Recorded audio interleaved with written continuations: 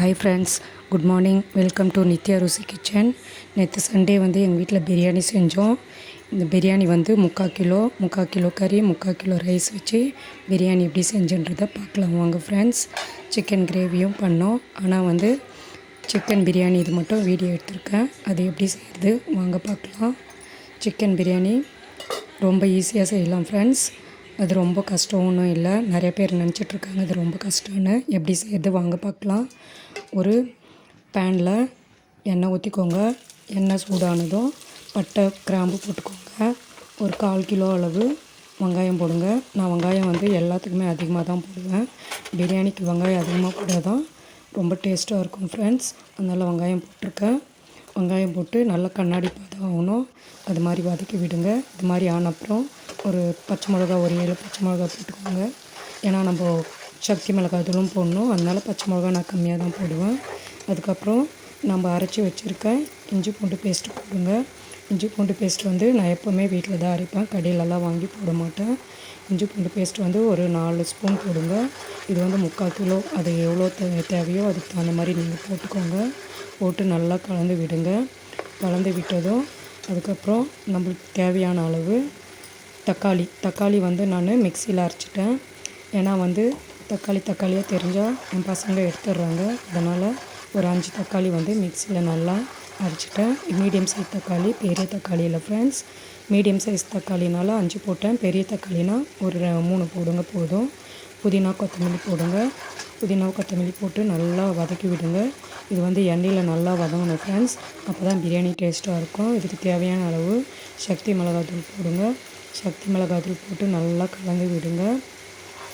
கலந்து விட்டு அடி பிடிக்கக்கூடாது ஃப்ரெண்ட்ஸ். அதனால் நல்லா கலந்து விடுங்க. இந்த பாட்டு வந்து 3 பாட்டு வந்து நான் 3 வருஷம் ஆச்சு வாங்கி அப்படியே மேலே வச்சுட்டு இருந்தேன். இது வந்து நான் வேலை செய்யும் போது நான் வாங்கினேன். சரி இப்போது குக்கிங் பண்ணுறோம், அதனால் புது பாட்டு எடுத்து செய்யலான்னு இதை எடுத்து செஞ்சேன் ஃப்ரெண்ட்ஸ். இது ஃப்ளிப்கார்ட்டில் தான் வாங்கினேன். நல்லா யூஸ் ஆகிருக்கு ஃப்ரெண்ட்ஸ். நீங்கள் கூட வாங்கிக்கோங்க. அப்புறம் 3/4 கிலோ சிக்கனை இதில் ஆட் பண்ணுங்கள். நல்லா ஆட் பண்ணி நல்லா கலந்து விடுங்க. கலந்து விட்டு தேவையான அளவு உப்பு போடுங்க. நான் கல் உப்பு தான் யூஸ் பண்ணுவேன். தேவையான அளவு கல் உப்பு போட்டு நல்லா கலந்து விடுங்க. இது வந்து நல்லா குக் ஆகணும். ஒரு 5 நிமிஷம் குக் பண்ணுங்கள். அடி பிடிக்காமல் இது மாதிரி கலந்து விடுங்க. இந்த தவா வந்து அடி பிடிக்கல, நல்லா இருக்குது ஃப்ரெண்ட்ஸ். ஆனால் இதில் வந்து 1 கிலோலாம் செய்ய முடியாது. 3/4 கிலோ அளவு தான் செய்ய முடியும். இந்த சைஸ் ஒன்று, இதுக்கு அடுத்த சைஸ் ஒன்று, சின்ன சைஸ் ஒன்று, 3 சைஸ் வாங்கினேன் ஃப்ரெண்ட்ஸ். ரொம்பவே சூப்பராக இருக்குது. இதுக்கு வந்து கண்ணாடி லிட்டு வருது. அது வந்து நான் மேனேஜ் பண்ண முடியாதுன்னு நான் சில்வர் லிட்டு என்கிட்ட ஒரு 4 லிட்டு இருக்குது, அதை யூஸ் பண்ணுறேன். தேவையான அளவு தண்ணி ஊற்றிக்கோங்க. நாலேந்து வச்சுட்டேன். அந்த தண்ணி ஊற்றிக்கோங்க. தண்ணி ஊற்றி நல்லா கொதிக்க விடுங்க ஃப்ரெண்ட்ஸ். அதுக்கப்புறம் நான் வந்து பாஸ்மதி ரைஸ் யூஸ் பண்ணல, புல்லட் ரைஸ் தான் யூஸ் பண்ணியிருக்கேன். இதை நான் ஊற வைக்கும் போதே ஒரு 5 தடவை அலசினேன். அதனால் வந்து அப்படியே டேரெக்டாக ஆட் பண்ணிக்கோங்க. தண்ணி அதை வடிச்சிட்டு ஆட் பண்ணணும். ஆட் பண்ணிவிட்டு நல்லா இது மாதிரி கொதிக்க விடுங்க. கொதிக்க விட்டுட்டு தேவையான அளவு கொஞ்சமாக நெய் இருந்தால் அந்த டைம் ஊற்றிக்கோங்க. நான் லெமன் ஆட் பண்ணல, தயிர் ஆட் பண்ணல. அது ரெண்டும் இல்லாதனால நான் அதை ஆட் பண்ணல. அதுக்கப்புறம் இது மாதிரி பபிள்ஸ் வரணும். இது வந்து தம் போகிறதுக்கு கரெக்டாக இருக்கும் ஃப்ரெண்ட்ஸ். இந்த மாதிரி வந்த அப்புறம் தம் போடுங்க. நல்லா கலந்து விடுங்க. அடி பிடிச்சிருக்கா என்னன்னு பார்த்துட்டு நல்லா கலந்து விடுங்க. எதுவும் எந்த அடி பிடிக்கல. அதுக்கப்புறம் ஒரு பிளேட் வச்சு மூடுங்க. மூடிட்டு அதுக்கு ஒரு பாத்திரத்தில் தண்ணி வைங்க. தம் பிடிக்கிறதுக்கு தண்ணி வச்சுட்டு ஒரு 1/4 மணி நேரம் சிம்மிலே விடுங்க ஃப்ரெண்ட்ஸ்.